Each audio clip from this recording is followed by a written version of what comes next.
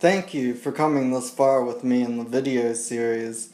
This will be my rallying call for the people of the world, but more especially with my fellow Americans. We are the only country in the world that has a legal document that will allow the people to dissolve the unconstitutional ways the government operates.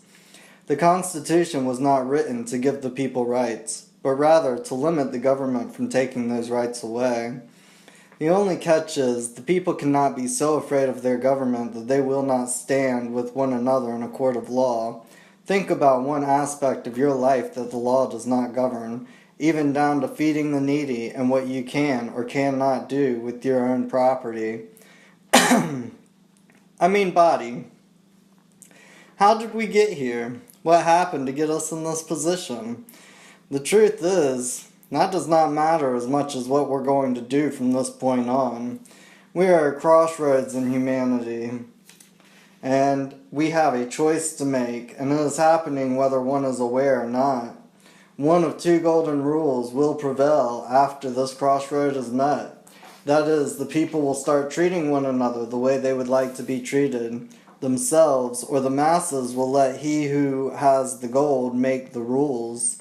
In which case, I would imagine China will buy us and destroy the Constitution, or what is left of it. At that point, I fear that all hope will be gone for the people. We the people have a choice. We can change the path we are on and write our own future. It all starts with a basic understanding of how our system operates, then uniting with our brothers and sisters to have the self-awakening of who we truly are and what type of morals we really have. The system has us all so divided. We talk about discrimination on people of color, gender, or sexuality, but do we ever stop to think how society discriminates on the poor or people who make the free will choice of using drugs? These people need our help, rather than another knife in the back of a man or a woman while they are already down on life, not to mention the two-party system that the people are starting to see in its truest form. A one-party socialist system run by the oligarchy that seeks to control everything in our lives down to how we treat our bodies and how much of our incomes we have to give up for their war crimes. The one thing we the people have going for us is the way the system keeps the others fighting with each other. While they fight, we can organize. The voter turnout this year was the lowest in over half a century. This means society is ripe for the information and the change. The real choice we need to make is, are we the people of the United States, or are the elected officials the true people of the United States, with the people having all of their rights reserved for them? Everyone asks themselves, what can I do as a single individual? I know. I asked that a lot before I was given an answer. I am going to break my answer down with sacred geometry. It starts with a circle. We will put the president in here and try to explain this not as a top-down pyramid, but rather a circle of power from the inside out. So the next circle is the Federal Reserve head chair. After that, a representative of the Council of Foreign Relations. Then say President and Vice President of the Senate. Further, the Speaker of the House. Last, we have the Department of Defense and the Department of Justice. I'm not saying this is how it actually works, just an idea. This is where I think the whole idea of 6 degrees of separation comes from. That saying existed long before anyone could prove it. Now, with the internet, it might be down to 3 or 4 degrees of separation. Outside the seed of life is the flower. In this case, we have captains of industry, legislatures, and the war machine. We take it another level out to the fruit of life. We get down to the enforcers of statutes, attorneys, judges, and law enforcement. Captains of industry own most of the major corporations, if not all. On the outer layers of the war machine, we have the troops and operators. We can bomb ourselves to pieces, but we, as the people of this earth, can never bomb ourselves to peace. Now imagine yourself in the middle circle, sharing this information with a few open minds. Then maybe they could do the same. Finally, when we get out to the fruit of life, we begin to see how we are all connected with the idea of Metatron's cube. We are all connected even with those people who enforce statutes.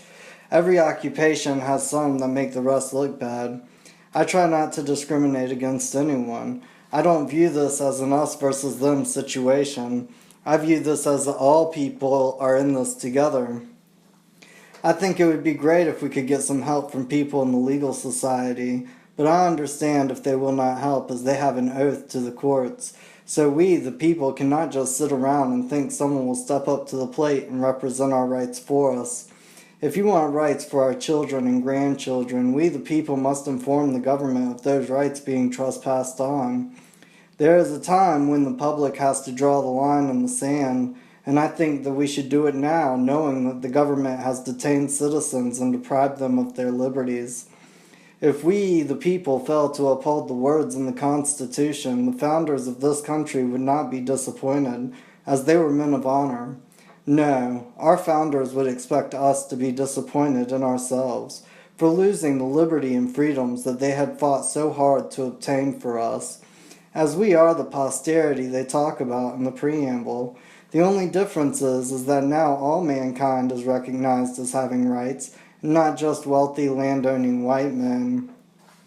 Think if we put our republic in the middle circle. We could have organizations like the People Against the NDAA Act, Thrive movement, Storm Clouds Gathering, and their Common Ground movement. In fact, this is what I think of when I see their logo or image. Then have people like activists, the Truth Movement, GMO movement, people who study common law, and people worried about climate change. If we could get all these groups of people together, believing in the same ideas of right and wrong, and how justice should be administered, then we could make real effective change from the ground up.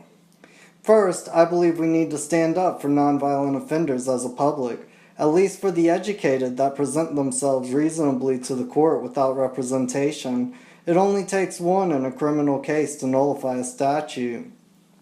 Second, the idea of a grand jury. I would assume that all these groups of people have documentation on the crimes being committed on the public in the areas that pertain to their group. Start with GMOs, as they are almost universally disliked, and you could probably get the most public support. If one could show reasonable proof that GMOs can make future generations go sterile, that is a crime. Get a local community to stand up to the sheriff with a writ of grand jury for a company, as it is a person.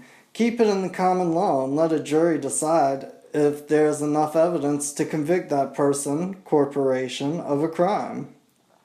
If we the people could get this done once, it would prove to society that it can be done. With public support, we could move on to other problems facing our society. Maybe even get down to the truth of what really happened on 9/11 to make us start losing our rights en masse in the first place. People around me ask, what is the end game?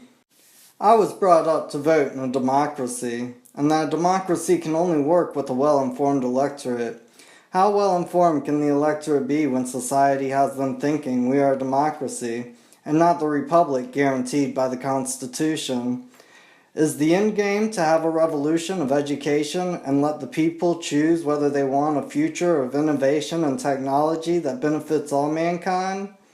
Or is it to keep fighting the wars of men and keep fighting with each other? The choice is ours to make, and this is the only peaceful way I see out of all of this mess we are all in. If anyone else has a better idea on how to solve these problems, I am all ears. I have not asked for anyone to like or share my videos. I hope the public will do that of their own free will and accord. However, I am going to ask that you like and share this video. This is my rallying call to the people of the earth. It is my 13th video, Death and Rebirth. This will also be the last video I will make for a moment. I would like to see more public support for the future generations. I am just conspiracy, and I would just like to conspire with other good people of the earth to leave a better world for our children than the one we were born in. Thank you for watching. What a long, strange trip it has been. Peace, one, world, love.